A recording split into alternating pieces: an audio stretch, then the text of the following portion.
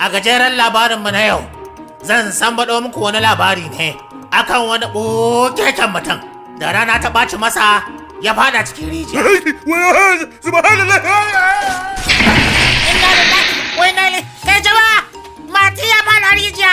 Mati ya fada rijiya jama'a! Inna lillahi ya fada rijiya garin yaya? Mati ya fada rijiya? Wani magana jama'a! Allah sarki! Yau kun ji ihu yake yi! Mati gashi ne yanzu a taro jama'a! Za a taru singi jama'a na su ciro ka! Ka ji ko? Haka dai Mati ya ta saburba da ihu yayin da ake kokarin ciro shi a cikin wannan rijiya. Bayan wasu sun bashi shawara ya ƙi ya ji, amma ga shawarar dai da suka bashi. Mati kana ji na? Ai ko yana jin ka tun da ka ji haka yana jin ka. Mati tun da rijiyar nan dai ba faɗi gare ta ba. Me zai hana ka daddokar ƙafafuwanka gefe da gefe kana tattakawa har ka fito? Ai za ka iya fitowa Mati. Ka gwada. Ni Allah ku ciro ni wallahi. Ni ba zan iya wallahi. Ku zuro min igiya. Ku je ko a zuro masa igiya yake cewa. Mati zai tsinka igiyan nan da Allah. Igiya nan ba za ta rike Mati ba. Ni ma abin da na duba kenan na kawo wannan shawara amma kaga yaki. To ai kenan sai a masa da yadda yake so a zara masa igiya in ta tsinke ba ya gani ba. To haka dai suka yanke shawara karshe suka jefa masa igiya.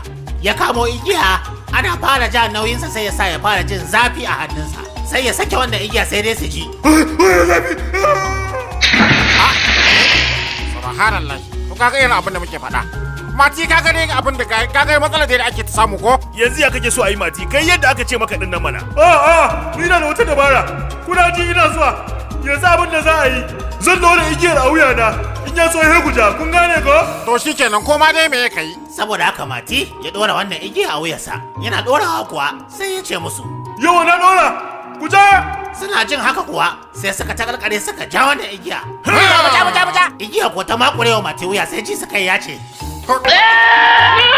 Kai ku kan musu rake ku sake. Ai ko sai suka sake shi kake.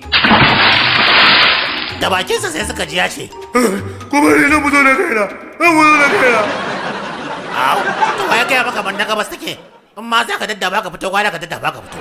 Gajeren labarin namu kenan wanda muka samu gudunmuwarsa daga Al'amin Makama Amjiz. Mun gode.